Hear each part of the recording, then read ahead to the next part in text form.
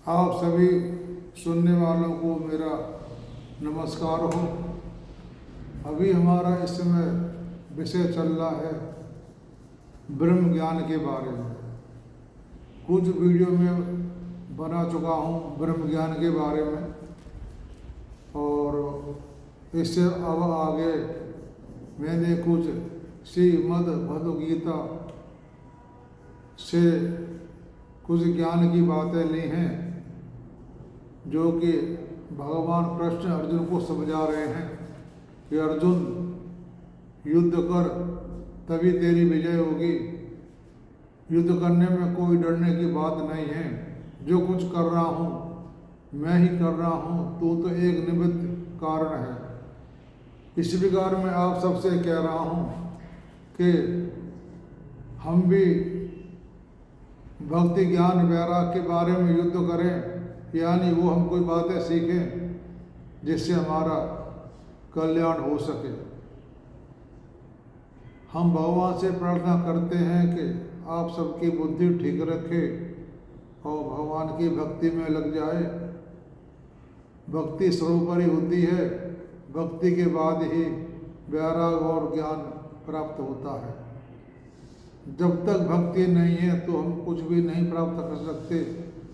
कोई ज्ञान प्राप्त कर लेगा भी तो बगैर भक्ति के ज्ञान का कोई फायदा नहीं होता, क्योंकि ज्ञान ही मोक्ष हम ज्ञान से मोक्ष प्राप्त कर सकते हैं। बगैर ज्ञान के हम मोक्ष प्राप्त नहीं कर सकते। भक्ति तो हम अपने लिए करते हैं, अपने कर्म फल भोगो फिर पृथ्वी पर आ जाओ, मतलब आवागमन का चक्कर लगा रहेगा। और जब हमें ज्ञान प्राप्त हो जाएगा तो हमारा आवागमन का चक्कर जो है वो समाप्त हो जाएगा। इस प्रकार क्योंकि ब्रह्म ज्ञान की जो बातें हैं कुछ रामायण के अंदर भी दी हुई हैं और श्रीमद् भागवत पुराण के अंदर भी दी हुई हैं। मैं पिछली वीडियो में आपको ये सारी बातें बता चुका हूँ। तो हमने भक्ति करनी है तो सबसे पहले आप रामायण को ध्यान से पढ़ें, उसमें बहुत सी बातें दी हुई हैं भक्ति के बारे में, और श्रीमद् भागवत पुराण में भी भक्ति की, ज्ञान की, वैराग की सारी बातें दी हुई हैं। क्योंकि ज्ञान एक ऐसा विषय है जिसके लिए हमारे नारद जी और व्यास जी भी भटक गए थे। और ब्रह्मा ने चारों वेदों का निर्माण किया, पुराण बनाए और लेकिन उनको शांति नहीं मिली। तब ब्रह्मा जी नारद जी के पास गए। नारद जी से कहा कि मुझे शांति नहीं मिली, मैंने वेदों की रचना कर दी है लेकिन मुझे शांति नहीं है। तब नारद जी ने कहा कि तुम्हें ने सारे वेद बना दिए लेकिन तुम्हारे अंदर भक्ति या ज्ञान नहीं है। इसके लिए तुम सनत कुमार के पास जाओ, वो तुम्हें ज्ञान की शिक्षा देंगे, तभी तुम्हारा मोक्ष होगा। तो पहले आप भक्ति करिए। जब भक्ति की इन्होंने तो फिर उनको आदेश हुआ कि आप एक ऐसा पुराण बनाओ जिससे लोगों का कल्याण हो। इसके बाद उन्होंने श्रीमद् भागवत महापुराण बनाया, जिसमें सुखदेव जी ने प्रायः परिषद को कहानी सुनाई थी। अब निष्काम कर्म और उपासना, मन और विक्षेप की निवृत्ति करके ज्ञान द्वारा मुक्ति देते हैं। ज्ञान से आत्मा का साक्षात्कार होता है। अब आत्मज्ञान का निरूपण करता है, इसलिए यह उपनिषद आरंभ की गई है। उपनिषद कह लो या वेदांत कह लो, वैसे 11 उपनिषद बताए हैं। ये वेद के वेदांत का अंत का भाग है जो हमारे 9 उपनिषद में दिया हुआ है। वैसे व्याख्या तो बताते हैं कि 11 उपनिषद हैं, लेकिन गीता प्रेस गोरखपुर की एक किताब है, उसका नाम है 9 उपनिषद। उसमें केवल ज्ञान ब्रह्म के बारे में ही बात समझ आई है। तो अब इसके बाद देवर्षि नारद को भी उनकी विद्या शांति प्रदान नहीं कर सकती, तो हम जैसे साधारण जीवों की उनकी तो हम क्या कर सकते हैं। ना ब्रह्मा जी को शांति मिली, ना नारद जी को मिली, ना व्यास जी को मिली, तो हम तो एक बहुत छोटा जीवन से हैं, हमें ज्ञान प्राप्त कहाँ से हो सकता है। इसके बाद संत गोपाल जी नारद जी से कहते हैं कि देखो नारद जी, जीव का प्रधान उद्देश्य है, यही परम पुरुषार्थ है, इसे पाए बिना जीवन बेकार है, इसे न पा सकना ही सबसे बड़ी हानि होती है। संत कुमार जी कहते हैं कि सारे वेद पुराण शास्त्र नाम ही है। अब वे व्याख्या करके कह रहे हैं संत कुमार जी के सबसे बड़ा नाम है और सब बाद में है। जो हमारे शास्त्र पुराण हैं उनमें जो नाम दिया गया हुआ है वो नाम ही सबसे बड़ा है। और जैसे कहते हैं राम राम से बड़ा राम का नाम, तो वे साधन जो हम पढ़ते हैं उससे जो विद्या प्राप्त होती है उसे कहते हैं नाम। नाम ही ब्रह्म है। ये संत कुमार जी कहते हैं नारद जी से कि नाम ही ब्रह्म है, क्योंकि जो एक साकार वस्तु होती है वो तो एक जगह स्थिर रहती है और निराकार सब जगह रहती है, ज्ञान सब जगह रहता है। मान लिया हमने राम को ही मान लिया, तो राम तो एक जगह बैठे हुए हैं, वो तो राम है साकार, लेकिन निराकार राम है, वो सबके अंदर समाया हुआ है। मैं राम के बारे में, कृष्ण के बारे में बता चुका हूँ। रामायण के अंदर भी लिखा है कि राम ही ब्रह्म है, और श्रीमद् भागवत पुराण में लिखा है कि कृष्ण ही ब्रह्म है, दोनों ही ब्रह्म हैं। राम भी और श्याम भी दोनों ब्रह्म हैं। तो वो ब्रह्म है उस समय थे, अब तो उनका नाम ही नाम है, इसलिए हम इस समय उनका नाम ही ले रहे हैं, नाम ही बड़ा है। उस समय वो शरीर से थे, साकार रूप से थे, हमें क्या पता हम भी उस समय थे, लेकिन हमें इस बात का जीव को ध्यान नहीं रहता कि हम पहले थे या नहीं थे। ये बात से भगवान को याद रहती है। कृष्ण भगवान अर्जुन से कहते हैं, अर्जुन तेरे मेरे जन्म बहुत से हो चुके हैं, लेकिन मुझे पता है और तुझे कुछ पता नहीं है, इसलिए जो मैं कहता हूँ वही काम कर। उसके बाद कहते हैं कि नाम से बड़ा होता है मुँह। तो मुँह का मतलब होता है कि जब हम नाम लेंगे तो हमें मुँह से बोलने की ज़रूरत पड़ती है, तो नाम से बड़ा है मुख, या जीवा कह लो, मुख बड़ा है, मुख ही ब्रह्म है। इसके बाद बात आती है मन की कि मन बड़ा है। जब हमारे मन में कोई बात नहीं आएगी तो हम मुँह से कुछ नहीं कहेंगे। तो पहला नाम बड़ा बताया, फिर मुख जिह्वा बड़ी बताई, उसके बाद बताया मन कि जब तक मन हमारा कुछ नहीं कहेगा, कुछ नहीं सोचेगा, तो हम वो काम करेंगे ही नहीं। इसके बाद बताया कि मन से बड़ा भी है संकल्प, यानी जब हम कोई काम करते हैं पूजा पाठ, तो पहले हम संकल्प लेते हैं हाथ से और तिथि का नाम लेकर कहते हैं भगवान मुझे ऐसा ऐसा मैं इस निमित्त काम कर रहा हूँ, भगवान मेरे काम में सफलता प्राप्त हो। क्यों दुनिया जो बनी है वो संकल्प से ही बनी है। सबसे पहले ब्रह्मा जी ने संकल्प से ऋषियों को पैदा किया था, और ऋषियों के बाद मैथुन क्रिया के बाद ये संसार आगे बढ़ा। इसके बाद मैं फिक्रिया से ही दुनिया आगे बढ़ती रही।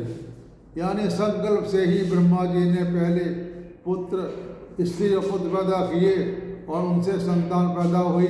उसके बाद एक क्रम से संसार बढ़ता चला गया। इसके बाद कहते हैं कि संकल्प से बड़ा है चित्त।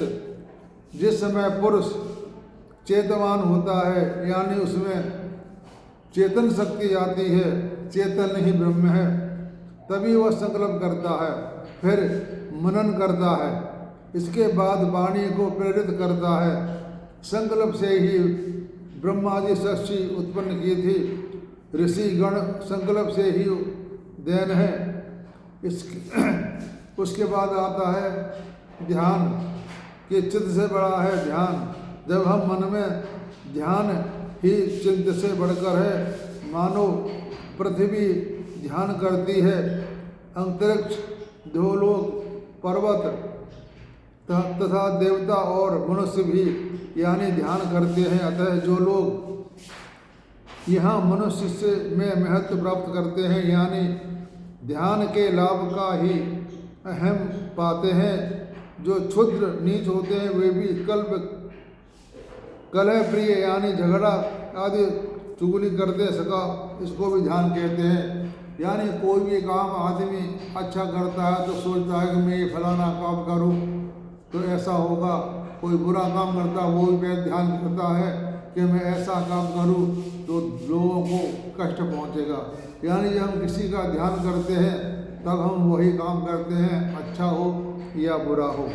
तो उससे चित्त से बड़ा है ध्यान और ध्यान से बड़ा बताया है श्रृंगार जी के विज्ञान बड़ा है। विज्ञान का मतलब ये है कि बगैर साइंस के जो मैं आपसे बात बोल रहा हूँ, मैं यहाँ बैठ के बोल रहा हूँ और पूरे जगत में मेरी बात को आप सुन सकते हैं यूट्यूब के द्वारा। मेरे यूट्यूब चैनल का नाम है शिव सिद्ध बाबा हरिहर मंदिर दिल्ली। ये आप अपने फ़ोन में डालेंगे तो मेरा यूट्यूब चैनल खुल जाएगा और उसको आप ध्यान से देखिए, उसको सब्सक्राइब भी करें और लाइक भी करें। आपको अच्छा लगे तो उस बारे में मुझे बताएं भी कि आपका वीडियो बना है वो कैसा बना है। इसे कहते हैं विज्ञान। विज्ञान से हम टेलीविजन से पूरी दुनिया की खबर ले सकते हैं, फ़ोन से हम घर बैठे काम कर सकते हैं। यानी विज्ञान के बगैर हमारा ध्यान की भी वैल्यू नीचे हो जाती है। तो विज्ञान इसमें बहुत सहायक है। विज्ञान के द्वारा ही हमारा साइंस आगे बढ़ती है। विज्ञान के द्वारा ही डॉक्टर इंसान का इलाज करते हैं और विज्ञान के द्वारा ही हम अपने धर्म का प्रचार करते हैं। इससे लोगों में बातें फैलती हैं, फिर उसमें से कुछ प्रतिशत लोग उसको बात को सुन करके उस पर चलने की कोशिश करते हैं। यानी विज्ञान के बगैर हम जो कुछ कह रहे हैं, सुन रहे हैं, वो हमारे भक्तजनों के पास बात नहीं पहुंच पाएगी, वो बात यहीं तक रह जाएगी। लेकिन विज्ञान के द्वारा हम पूरे संसार में बात कर सकते हैं, उनकी बात को सुन सकते हैं। आजकल सारे काम ऑनलाइन चल रहा है, ऑनलाइन ही शिक्षा ग्रहण हो रही है, ऑनलाइन ही द्वारा विद्या सिखाई जा रही हैं। ऑनलाइन से बैठे बैठे आप घर बैठे कहीं से भी कोई विद्या सीख सकते हैं। यानी विज्ञान बड़ा है। और विज्ञान से भी कहते हैं श्रृंगार जी के विज्ञान से बड़ा है तेज यानी बल।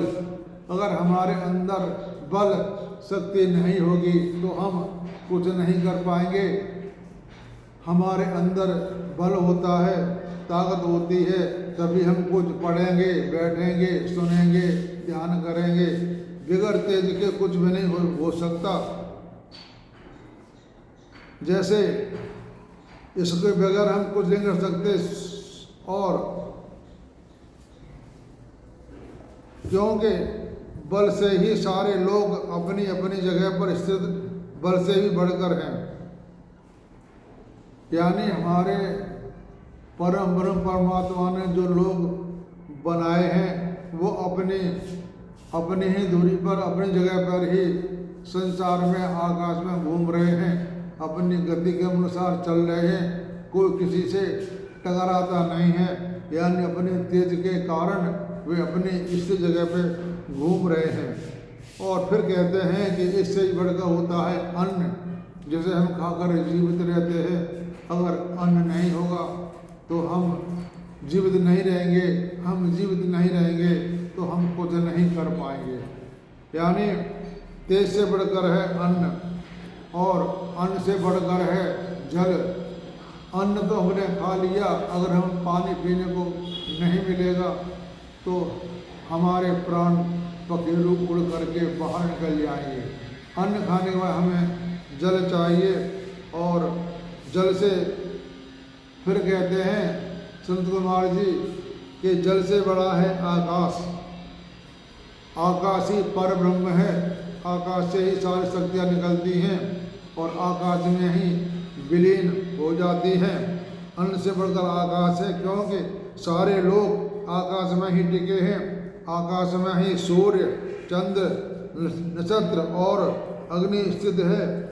आकाश के द्वारा ही हम एक दूसरे को पुकारते हैं। हम जो भी भाषा बोलते हैं, जो भी हम सब शब्द बोलते हैं, वो आकाश में चले जाते हैं और लुप्त हो जाते हैं। ये शब्द भी आकाश से ही निकलता है और आकाश में ही विलुप्त हो जाता है। जैसे बरसात में बिजली बड़ी ज़ोर से कौंधती है और बड़ी ज़ोर की आवाज़ करती है और सेकंडों में वो वहाँ से गायब हो जाती है। तो अन्न, जल का अन्न का मतलब है अन्न। अन्न जब हम लेते हैं तो अन्न को बढ़ाने के लिए हमको पृथ्वी चाहिए। नंबर 1 पृथ्वी, नंबर 2 जल, आकाश, अग्नि, वायु, सबको चाहिए। अगर ये चीज़ नहीं मिलेगी अन्न को तो अन्न की पैदावार नहीं होगी। तो अन्न जब हम लाते हैं तो अन्न तो हमारा, अन्न में 4 तत्व और इकट्ठे हो जाते हैं, आकाश, वायु, जल और अग्नि। इसके बगैर अन्न की उत्पत्ति नहीं हो सकती। उसके बाद कहते हैं कि अन्न से बड़ा है भूमा पुरुष। मैं इसकी दृष्टांत बता चुका हूँ कि भूमा पुरुष कौन है। ये श्रीमद्भागवत पुराण से 10वें स्कंद में 9वें अध्याय में दिया हुआ है और वेदांत में भी दिया हुआ है। जो कुछ है सो भूमा पुरुष ही है। भूमा पुरुष ही अंदर ये सारा कुछ है। भूमा पुरुष ही आकाश है। यानी कहने का मतलब है कि जो कुछ है वह भूमा है। तो ये मैंने आपको बता दिया। तो पहले बताया नाम, फिर बताई वाक, नंबर 3 मन, नंबर 4 संकल्प, नंबर 5 चित्त, नंबर 6 ध्यान, नंबर 7 विज्ञान, नंबर 8 तेज, नंबर 9 अन्न, नंबर 10 जल, नंबर 11 आकाश। तो मैंने आपको ये शुद्ध रूप से थोड़ी थोड़ी बातें बता दी हैं। वैसे बातें तो बहुत कुछ हैं, लेकिन मैंने जो सार की बातें थी वे मैंने आपको बता दी हैं। क्योंकि हमारे भक्त भी, इस प्रकार गीता में बताया है कि भक्त हमारे 4 प्रकार के होते हैं, अर्थार्थी, आर्त, जिज्ञासु और ज्ञानी। अर्थार्थी पुरुष वे होते हैं जो स्त्री, पुत्र, धन, मान, बड़ाई, स्वर्ग आदि। तो अर्थार्थी में एक गिनती आती है सुग्रीव की, विभीषण की और भक्त ध्रुव की। नंबर 2 आर्त। आर्त कहते हैं शारीरिक या मानसिक कष्ट को दूर करने के लिए हम भगवान से प्रार्थना करते हैं, भगवान हमारे संकट दूर कर दे, बस हमें यही चाहिए। तो नंबर 1 होते हैं हमको पैसा चाहिए, पैसे से हम अपना सारा काम बना लेंगे। नंबर 2 के अर्थ होते हैं भगवान तुम हमारे कष्ट को हरण कर लो, बस हमें यही चाहिए। तो वो इसी में खुश रहते हैं। और नंबर 3 पे आता है जिज्ञासु। अर्थ में आते हैं विपत्ति, शत्रु व रोग। यानी गजरात हाथी को जब संकट आया था जल के अंदर, मगर ने पकड़ लिया था, तब उनको भगवान की याद आई, तो उन्होंने भगवान को पुकारा तो उनका कष्ट भगवान ने दूर किया। ऐसे ही द्रौपदी का जब चिर हरण हुआ था द्रौपदी ने सबकी ओर देखा, सब अपने सिर झुका करके बैठ गए थे, किसी ने अपना सर तक नहीं उठाया। लास्ट में द्रौपदी ने अपने हाथ खड़े कर दिए और भगवान को पुकारा। भगवान को पुकारते ही दौड़े दौड़े चले आए और भगवान ने सिंहन को बढ़ा दिया और उनका चीर कदम नहीं हुआ। ऐसे ही जरासंध ने जो कैदी बना रखे थे, उन्होंने भी प्रार्थना भगवान से की, भगवान हमको यहाँ से मुक्ति दिला दो। तो ये हुआ अर्थ। नंबर 3 हुआ जिज्ञासी, जो ब्रह्म को जानने की इच्छा रखते हैं कि ब्रह्म कैसा है क्या है, उसे कहते हैं जिज्ञासु। यानी ब्रह्म को जानने की जिसे इच्छा हो उसे कहते हैं जिज्ञासु। इसमें नाम आते हैं राजा परीक्षित और उद्धव जी। ये हमेशा इनको ज्ञान की लालसा रहती थी कि भगवान कैसे हैं क्या है, उनके बारे में ही ये सोच विचार करते थे। नंबर 4 पे आता है ज्ञानी। ज्ञानी कहते हैं जो परमात्मा को प्राप्त कर चुके हैं, इन्हें कुछ भी नहीं चाहिए। जैसे सुखदेव जी, सनकादिक, भीष्म जी और भक्त प्रहलाद और नारद जी, इन्हें कुछ नहीं चाहिए, सिर्फ भगवान का नाम लेते रहते हैं। इन्हें कहते हैं ज्ञानी पुरुष। ज्ञानी को कुछ नहीं चाहिए, ज्ञान ही साक्षात मोक्ष का कारण है। तो मैंने आपको ये छोटे रूप में बात आपको बता दी कि ज्ञानी ही मोक्ष का कारण होता है। आप सबको मेरी बात सुन रहे हैं, आप सबको धन्यवाद और आप सबको मेरा नमस्कार।